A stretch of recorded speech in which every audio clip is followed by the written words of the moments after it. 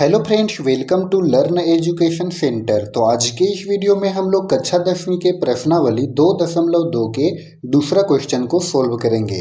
Question number first को हम लोग सोल्व कर लिए थे, उसका वीडियो अपलोडेड है, आप प्ले लिस्ट में ज़रूर देख लें। ठीक है, तो चलिए दूसरा क्वेश्चन है कि एक द्विघात बहुपद ज्ञात कीजिए जिसके शून्यकों के योग तथा गुणनफल क्रमशः दी गई संख्याएं हैं। तो पहला में दिया हुआ है 1/4 कॉमा -1।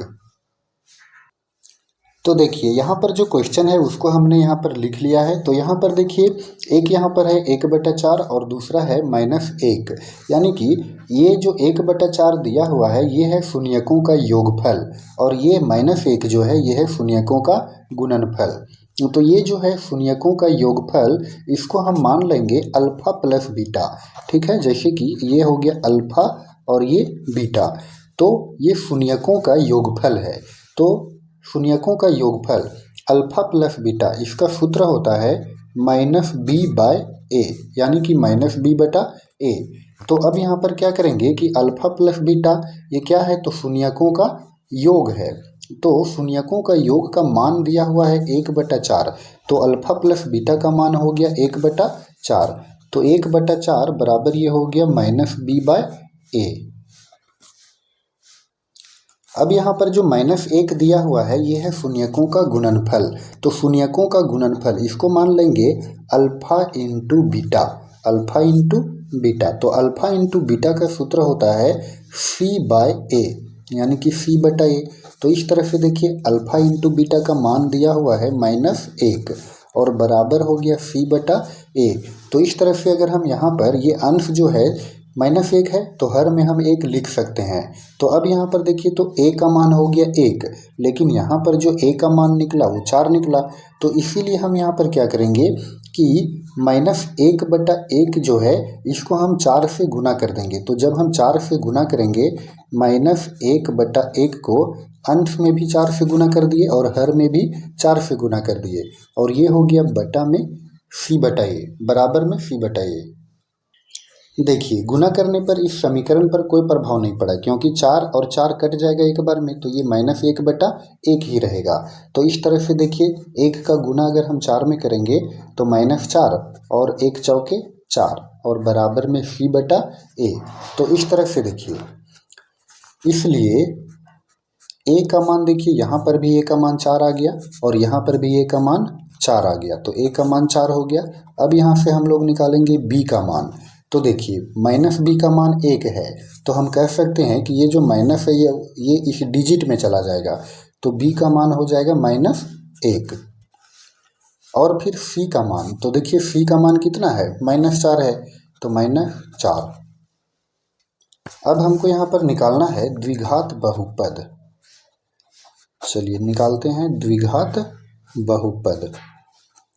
तो द्विघात बहुपद, कोई भी द्विघात बहुपद जो होता है वो किस रूप में रहता है, ये रहता है ax² + bx और +c के रूप में। द्विघात बहुपद होता है ax² + bx + c के रूप का। तो यहाँ देखिए a का मान हो गया 4, तो 4 रख दिए a के जगह पर, और x² + b का मान हो गया -1, तो -1 और x, तो यहाँ पर इंटू x और +c, तो c का मान -4, तो ये हो गया -4। तो फिर इसको आगे बढ़ा दीजिए, ये हो गया 4x² ± और 1 का गुना x में करेंगे तो x हो गया और फिर ±−4, तो ये हो गया हमारा द्विघात बहुपद। ठीक है,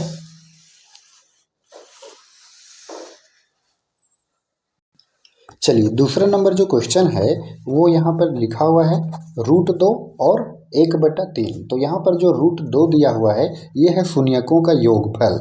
तो यहाँ पर हम लिखेंगे अल्फा प्लस बीटा, यानी कि शून्यकों का योगफल का सूत्र हो जाता है -b/a।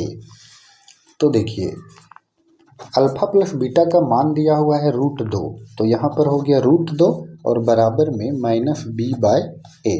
ठीक है, अब यहाँ पर जो √2 अंश में है तो हर में हम 1 लिख सकते हैं, कोई दिक्कत नहीं है ना। तो इस तरह यहाँ पर हम देख रहे हैं कि a का मान 1 हो रहा है और b का मान हो रहा है माइनस में √2, क्योंकि ये माइनस b बराबर √2 है तो b का मान हो जाएगा, ये माइनस इसमें चला जाएगा तो b का मान हो जाएगा √2। अब हम यहाँ पर चेक करेंगे कि जब हम इसको हम अल्फा इंटू बीटा यानी कि शून्यकों का जब हम गुणनफल निकालेंगे तब a का मान इतना 1 आ रहा है कि नहीं आ रहा है। तो अल्फा इंटू बीटा का सूत्र हो जाएगा c/a। अब देखिए अल्फा इंटू बीटा का मान दिया हुआ है 1/3, तो 1/3 और बराबर में c/a। अब यहाँ समझिए, यहाँ पर जो है शून्यकों का गुणनफल जब हम निकाले तो a का मान 3 हो गया, लेकिन यहाँ पर जब योगफल निकाले तो a का मान 1 हो गया। तो हम क्या करेंगे कि यहाँ पर भी क्या करना है कि a का मान हमको 3 लाना है। ठीक है, तो क्या कर सकते हैं उसके लिए, तो देखिए ये जो यहाँ पर √2 है और यहाँ पर जो हर में 1 है, हम क्या करेंगे कि ऊपर नीचे यानी कि अंश में और हर में दोनों में क्या करेंगे 3 से गुना करेंगे। तो जब हम 3 से हर अंश में गुना करेंगे तो 3√2 हो जाएगा और 1 का गुना 3 में करेंगे तो 3 हो जाएगा, है ना। तो देखिए ये हो गया -b/a। अब देखिए तो अगर ये 3 और 3 को अगर हम काट देते हैं तो ये क्या बचेगा, √2/1 बचेगा। तो इस तरह से a का मान क्या हो गया, a का मान 3, यहाँ भी 3 हो गया और a का मान 3 यहाँ भी हो गया, तो a का मान 3 हो गया। b का मान कितना हो गया, देखिए b का मान हो गया यहाँ पर 3√2 है, लेकिन यहाँ पर माइनस लगा हुआ है तो ये माइनस इसमें आ जाएगा, माइनस में 3√2। और फिर c का मान कितना है, 1 है, तो c का मान हो गया 1। अब हमको निकालना है द्विघात बहुपद, तो यहाँ हम लिखेंगे द्विघात बहुपद। द्विघात बहुपद का सूत्र क्या होता है, सूत्र हो जाता है ax² plus bx plus c। तो इस तरह से a का मान हमारा आया था 3, तो 3 हो गया x² प्लस है तो प्लस, b का मान आया था कितना माइनस में 3√2, तो -3√2 और फिर इंटू में x और प्लस c का मान आया था 1। तो इस तरह से 3x² प्लस माइनस माइनस, तो ये हो गया 3√2x और प्लस में 1 और ये क्या हो गया, आंसर हो गया। तो द्विघात बहुपद हो गया 3x² माइनस 3√2x प्लस 1, ये हो गया आंसर। अब देखिए नेक्स्ट जो थर्ड नंबर है वो थर्ड में है 0,√5। तो 0,√5 है, तो यहाँ पर जो 0 दिया हुआ है वो क्या है, शून्यकों का योगफल, यानी कि अल्फा प्लस बीटा का मान है 0, यानी अल्फा प्लस बीटा का जो सूत्र होता है वो हो गया -b/a। तो इस तरह से यहाँ पर 0 रखेंगे और बराबर हो गया -b/a। ठीक है, तो यहाँ पर जो 0 है अंश में, हर में हम लोग 1 लिख सकते हैं। उसके बाद हम निकालेंगे यहाँ पर शून्यकों का गुणनफल, यानी कि अल्फा इंटू बीटा। तो अल्फा इंटू बीटा का सूत्र हो जाएगा c/a, तो ये हो गया c/a। तो अल्फा इंटू बीटा का मान है √5, तो √5 और बराबर में c/a। देखिए यहाँ पर देखिए √5 है तो ये अंश में है, तो हर में हम लोग 1 लिख सकते हैं। तो इस तरह से a का मान देखिए यहाँ पर भी 1 हुआ और यहाँ पर भी 1 हुआ, तो a बराबर 1। b का मान चेक करते हैं, b का मान कितना है, -b बराबर 0 है, यानी कि b का मान हम 0 में रखेंगे। ठीक है, और c का मान कितना हो गया, c का मान √5, तो c बराबर हो गया √5। अब देखिए हमको निकालना है द्विघात बहुपद।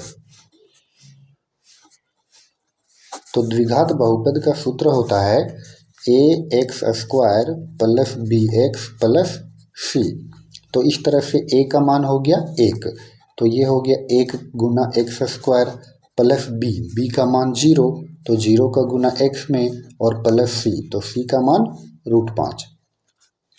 तो इस तरह 1 का गुना x² में करेंगे तो x² और 0 का गुना x में करेंगे तो 0 हो जाएगा और फिर प्लस में √5।